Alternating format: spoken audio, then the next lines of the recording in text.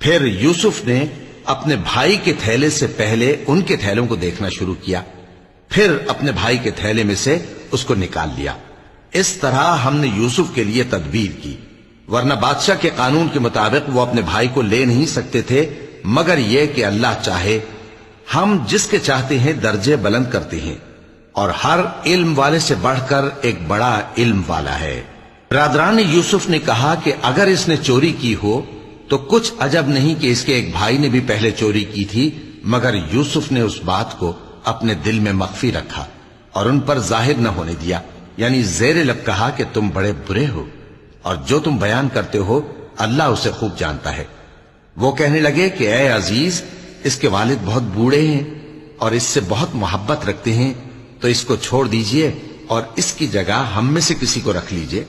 ہم دیکھتے ہیں کہ آپ احسان کرنے والے ہیں۔